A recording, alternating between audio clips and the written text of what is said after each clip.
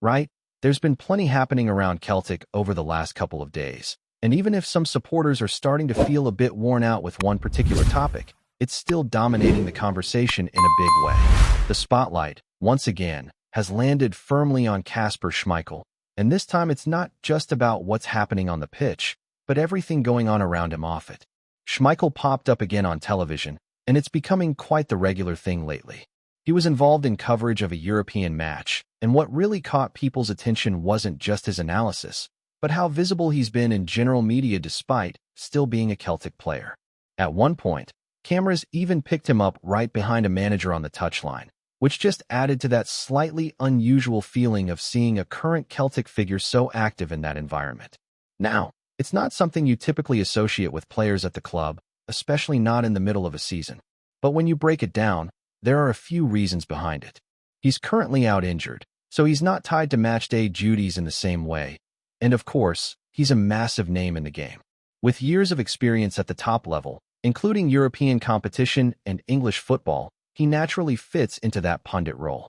Add to that the fact he's already got family ties in that broadcasting world, and it starts to make a bit more sense why he's being featured so heavily. Still, there's a growing feeling that the situation hasn't been handled as cleanly as it could have been. Not necessarily the injury itself, but the way everything around it has been communicated. From the outside looking in, it's felt a bit scattered. Different voices saying different things, a lack of a clear, unified message, and that's led to a bit of confusion among supporters trying to piece it all together. Schmeichel himself did try to clear the air during his latest appearance, explaining that he simply wanted to address the situation because of the volume of questions coming his way. According to him, people had been reaching out, checking if he was all right, and he felt it was better to speak openly rather than let speculation keep building. He also mentioned the reaction he's had since speaking out, saying it's been overwhelming, with messages constantly coming through. But not everyone's been impressed with how this has all unfolded. There's been some criticism, particularly around the fact that during these appearances, Celtic haven't really been mentioned, and that's raised a few eyebrows. For a player still under contract, still technically part of the squad, the absence of any real reference to the club hasn't gone unnoticed. The concern from some quarters is that it gives off the impression that personal ambitions might be taking priority. There's been talk that his focus is more on what lies ahead, possibly even international goals, rather than what's happening right now with Celtic. And whether that's a fair assessment or not, it's definitely added another layer to the debate. What makes it more complicated is that there have been moments throughout the season where he hasn't exactly looked comfortable. Body language has been picked up on more than once, whether that's frustration during matches or reactions on the sidelines. There was even that incident earlier in the campaign where sections of the support voiced their displeasure, something that would affect any player, never mind someone with his experience. So now the big question is what happens next. He's facing a period on the sidelines, with medical decisions still to be made about how serious things are and what the long-term outlook looks like. There's even some uncertainty about whether he'll return to playing at the highest level again, depending on how things develop physically. In the meantime, his role around the squad becomes a point of interest. Even if he's not able to contribute on the pitch, his experience alone could be valuable inside the dressing room. Celtic have relied on strong voices in key moments before, and having someone who's been through major competitions could still make a difference behind the scenes. You look at how influential figures can lift a group even without kicking a ball, and it's not hard to imagine him having that kind of impact if he chooses to stay involved. Being present at matches, around training, offering guidance to younger players, or even just reinforcing that winning mentality, all of that matters, especially as the season reaches its crucial stages. But there's also the other possibility, and it's one that can't be ignored, that things quietly drift apart, that we don't see much more of him in a Celtic context before the campaign wraps up. Maybe he steps away from the spotlight within the club, focuses on recovery, and ultimately prepares for whatever comes next in his career without really re-engaging in a meaningful way. And that's where the uncertainty really kicks in, because the next few weeks could say a lot about where his mindset is at. Whether he leans into being part of the group during this run-in, or whether the distance we've seen recently continues to grow, shaping how this chapter comes to an end. While all of that continues to unfold, attention has also started to shift toward what's coming next for Celtic beyond the current campaign, and more specifically, who could be in the dugout when the new season begins. There's been no shortage of names flying about, but one that's sparked a fair bit of discussion lately is Roberto Martinez, and it's easy to see why his situation has caught people's interest. At the moment, he's fully focused on his role with Portugal, a job he's held since early 2023. It's a high-profile position, working with one of the strongest international squads in world football, and naturally, that comes with its own expectations and long-term planning. His contract runs through the summer, lining up with the end of the upcoming World Cup, which already makes the timing of any potential move a complicated one. When he was asked recently about what lies ahead for him, his response was very much centered on the present. He made it clear that everything right now is about preparing Portugal for that tournament, emphasizing that nothing should distract from that objective. He acknowledged that interest can come when results are positive, and Portugal have certainly been consistent. But he also stressed that any conversations about the future can wait until after the competition is done. That stance, while completely understandable from his perspective, does raise questions about how realistic a move to Celtic would actually be. The calendar alone presents a major obstacle. With the expanded format of the World Cup, the tournament stretches further into the summer than usual, and if Portugal go deep into the competition, Martinez wouldn't be available until well into July. Now, when you look at Celtic's situation, that kind of timeline doesn't really line up. Preseason planning is absolutely vital, especially with the demands of domestic competition and European qualifiers. The club has traditionally moved relatively early when appointing a new manager, giving them time to shape the squad, implement ideas, and prepare properly for the challenges ahead. If you're waiting until mid to late July, you're effectively sacrificing that preparation window, and that's a risk very few clubs are willing to take. It would mean stepping into the role just weeks before the league campaign kicks off, without having had the chance to properly work with the players or influence recruitment in a meaningful way. Because of that, it's hard to see how the pieces fit together, even if there is admiration for what Martinez has achieved in his career. There's also the added factor that he hasn't been involved in club management for quite some time. Since leaving Everton, he's been operating exclusively in the international game, which is a completely different rhythm compared to the week-to-week demands of club football. That doesn't mean he wouldn't be capable of making that transition back, but it does add another layer of uncertainty to an already complicated scenario. Celtic, at this stage, need clarity and direction, not a situation where they're waiting on external factors to fall into place. And when you start to look at the wider picture, you realize Martinez isn't the only name affected by that same issue. Any manager tied up with international duties during the summer faces a similar problem.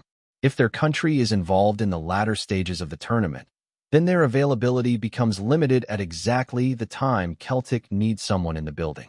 That's why the focus may well shift toward candidates who are free earlier, or at least able to commit before that crucial preseason period begins. There are a few names being mentioned, each with their own pros and cons, but nothing that feels completely settled just yet. What's interesting is how quickly the conversation can evolve. One moment a certain profile seems ideal, the next the practical side of things makes it far less likely.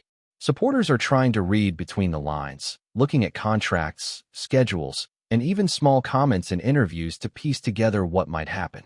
There's also the possibility that Celtic go in a direction that hasn't really been widely discussed. It wouldn't be the first time a name has emerged from outside the expected shortlist, catching everyone off guard. That element of unpredictability has been part of the club's approach before, and it could easily happen again. At the same time, there's a growing sense that the final decision might come down to timing as much as anything else. Not just who the club want, but who is realistically attainable within the window they have to work with. Because in modern football, getting that appointment right and getting it done early enough can shape the entire season before a ball is even kicked. And as all of this speculation continues to build in the background, the current situation on the pitch still demands full attention, which only adds to the complexity of balancing the present with the future. At the same time, there's a bit of intrigue around how much groundwork is already being done behind the scenes. Celtic aren't the kind of club to sit idle and wait for situations to resolve themselves, especially when such a crucial appointment is on the horizon. Even if nothing is being confirmed publicly, you'd expect conversations to be happening, profiles being assessed, and contingency plans already mapped out depending on how different scenarios play out over the coming weeks. There's also the human side of it that can't be ignored. Any incoming manager isn't just stepping into a role, they're stepping into a dressing room with established personalities, expectations, and pressure from day one. The timing of that arrival can shape first impressions massively.